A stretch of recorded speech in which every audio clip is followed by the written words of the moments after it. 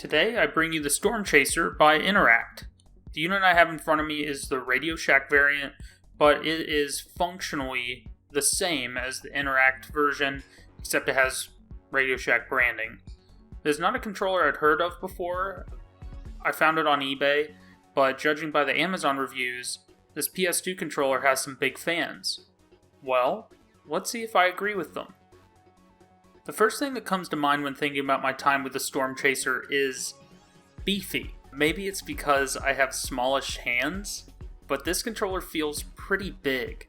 Imagine a more ergonomic Duke for the original Xbox. That's not to say that this controller felt too big or even uncomfortable. Holding the Storm Chaser, it actually feels quite comfortable, but it does make the PlayStation DualShock 2 feel like a microcontroller. To speak more about the actual design of the Storm Chaser, the large handles have a nice rubber grip on either side that feels sturdy as opposed to cushiony. It honestly feels like a rubberized plastic, and even though I feel like the designers were probably going for something that would mitigate palm sweat, I don't think it necessarily succeeds there, but for the actual size of the handles, they did fill out my hands and gave a pretty decent ergonomic feel. The shape as a whole, for some reason, it kind of reminds me of Batman. Don't know why, but it does. In addition to having a relatively decent palm feel, the controller actually allowed me to reach the D-pad, the face buttons, or the analog sticks pretty naturally, pretty easily. The shoulder buttons also are pretty easy to reach, although the Storm Chaser isn't really very comfortable to claw like I would on a DualShock 4. I'm one of those weirdos that likes to have my pointer and my middle finger up on the shoulder buttons and the triggers at the same time. I couldn't really do that with the Storm Chaser comfortably. Now for features and buttons. So to start off, it has some really great rumble motors, way better than I expected, and originally I didn't even expect the Storm Chaser to have rumble.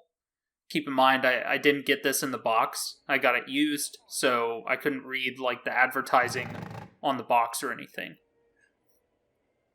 The shoulder buttons are a mold I've never seen before. I said earlier this reminds me of Batman, and they're really the prime reason why they kind of stick up in a point, but they really complement the large size of the Storm Chaser because they allow you, like I said earlier, to almost nudge them from the side if you need to, and I felt they worked really well.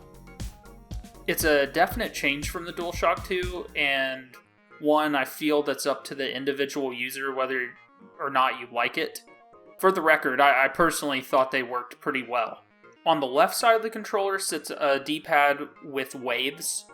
It's really weird. It's a circular style, and it sounds strange because it is.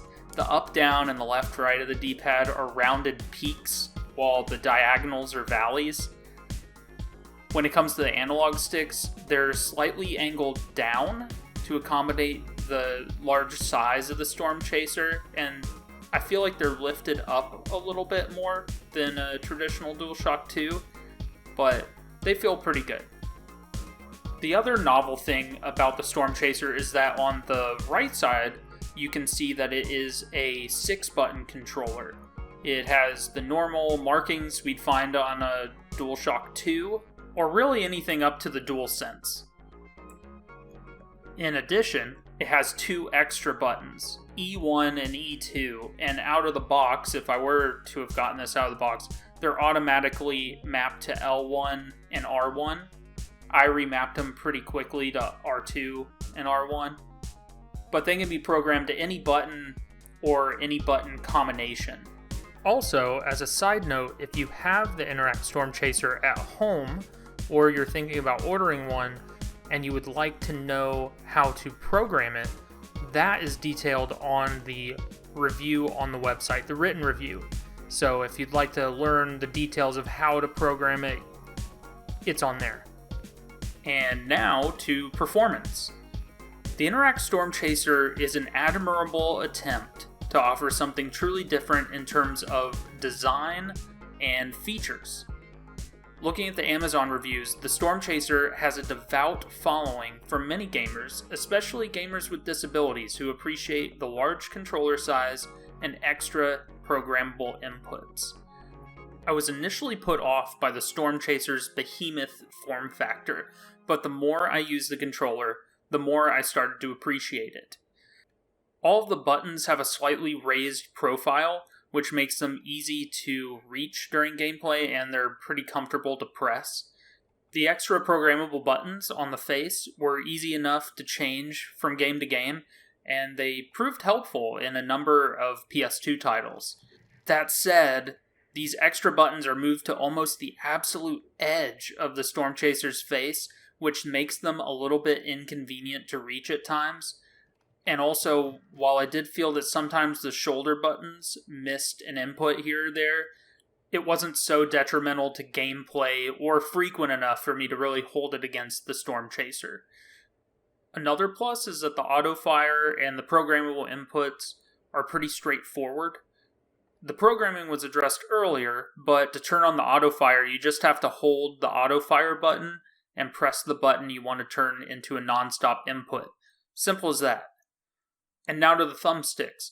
They don't have a huge dead zone, which helped trying to be accurate in shooters and shmups.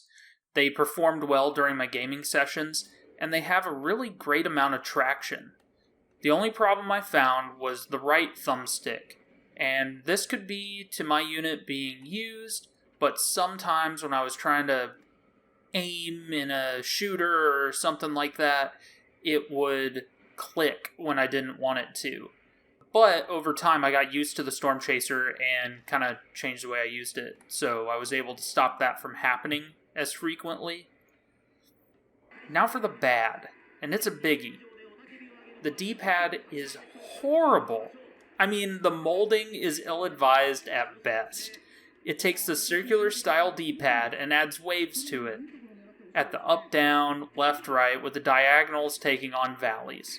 While it doesn't feel horrible at first, after only about 30 minutes of gaming, my thumb started to ache. This is a horrible shame, because the 6-button layout should make this a pretty nice controller to play fighting games with. But alas, not meant to be. The verdict.